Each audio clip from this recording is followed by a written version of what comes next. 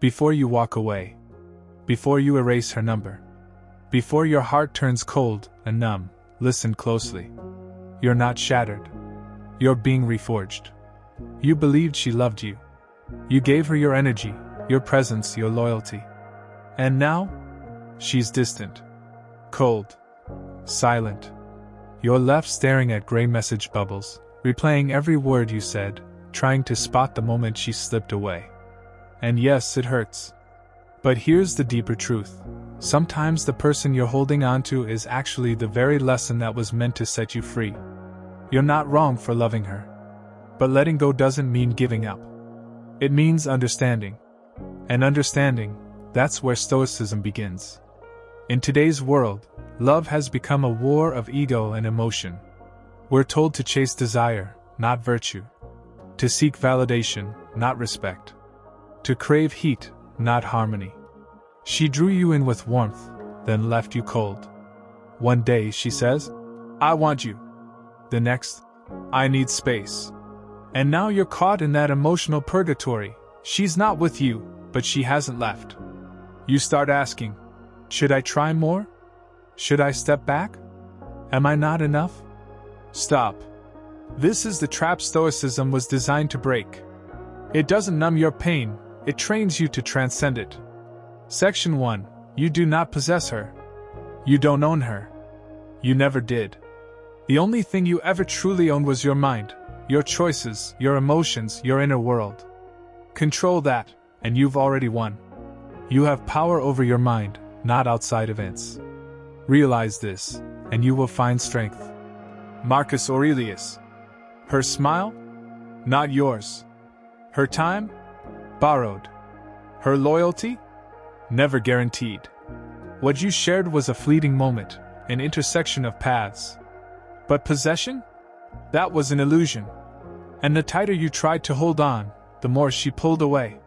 She wasn't repelled by you, she was repelled by the weight of your attachment. That's the paradox. The more you need her, the more she needs space.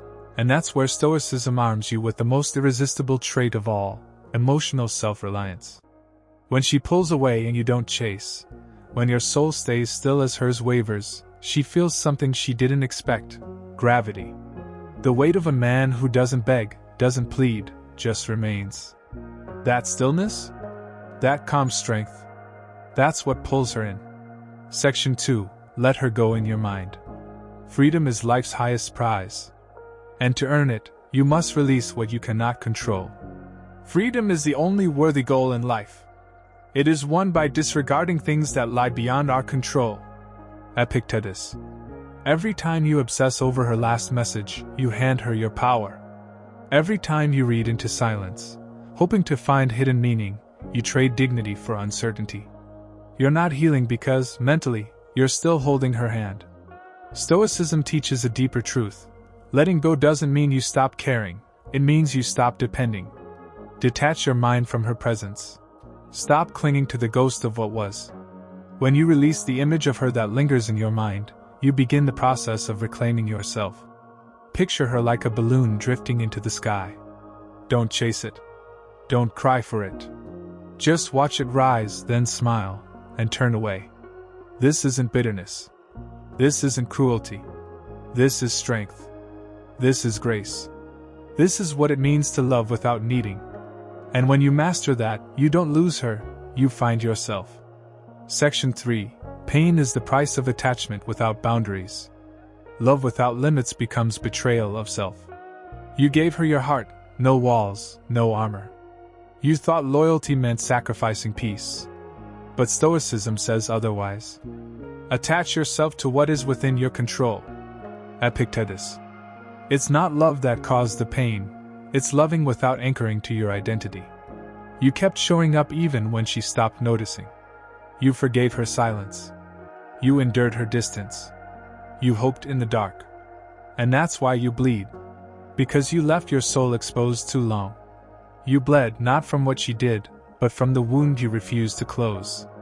You told yourself real love means staying no matter what. But Stoicism tells a different story.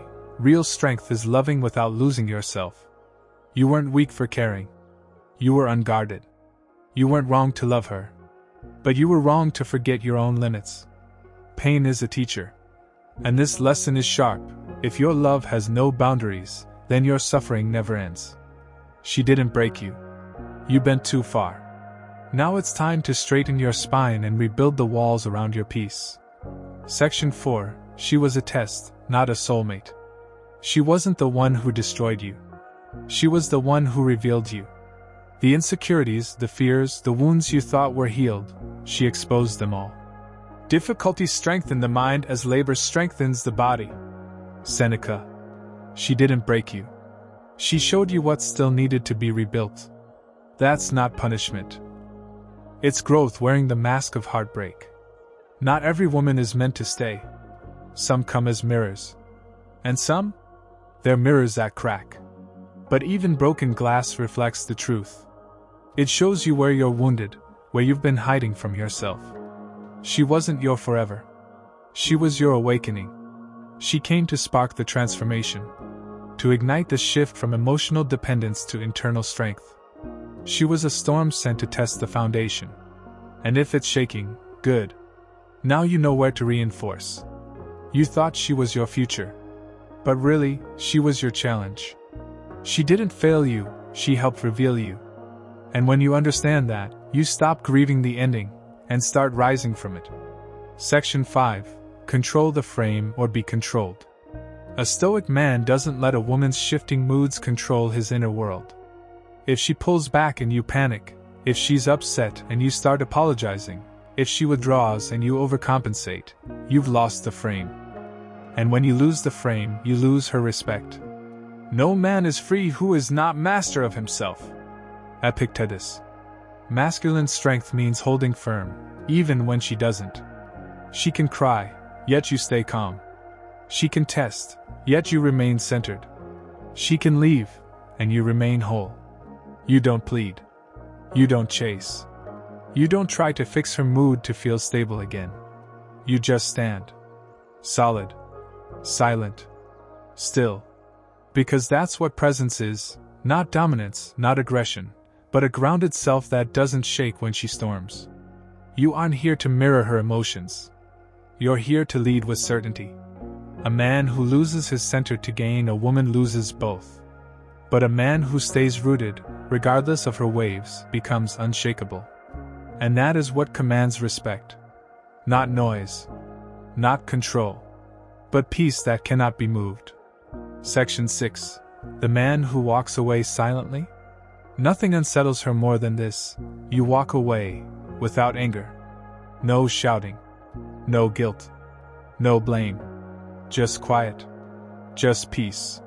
Because when you exit without emotion, she's left alone with hers. And most aren't ready for that confrontation. When you pull back your presence, your attention, your availability, you stop being her emotional sponge. You stop absorbing her chaos. You become something else. A mirror.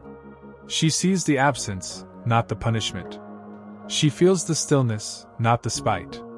And that confuses her more than any words ever could. Because she expected reaction. She expected a plea. Instead, she finds space. Silence. And in that space, she meets herself. A Stoic man doesn't retreat to hurt her. He retreats to protect himself. He knows withdrawal isn't weakness, it's power. You don't leave because you stopped caring. You leave because you started choosing yourself. And that choice? That silent decision? That's what echoes loudest. Not noise. Not drama. Just the quiet absence of a man who found his worth and walked away in peace. Section 7. Don't confuse her pain with your purpose. You tried to fix her wounds, to be her therapist, to carry her trauma on your shoulders. But her pain isn't your burden to bear. A wise man is content with his lot, whatever it may be. Seneca. You're not here to save her. You're here to save yourself. Her past is hers alone. Her patterns, her scars, they're not yours to rewrite. The moment you accept that, you stop chasing her approval and start commanding respect. You stop trying to win her love by bending and breaking. You start standing tall by being whole. This is not selfishness.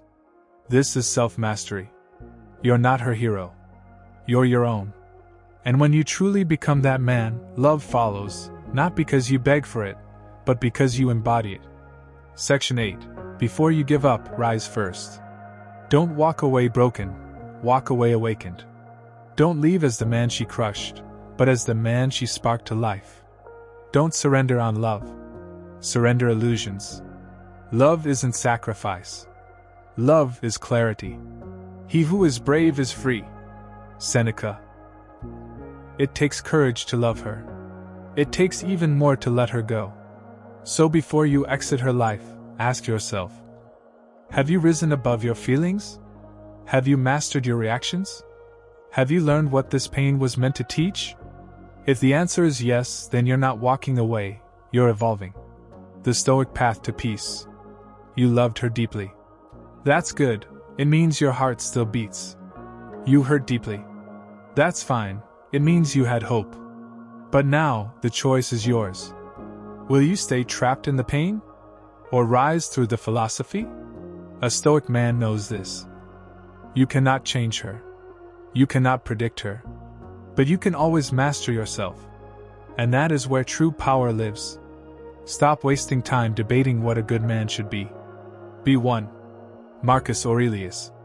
Be the man who lets her feel what she lost, not through punishment, but by becoming untouchable. If you've made it this far, you're not just healing, you're awakening. Before you give up on her, give up on needing her. And once you do that, she may come back. Or better, you won't care anymore. Like, subscribe, reflect. This is your path. The Stoic path. Let her be a chapter, but never let her be the ending.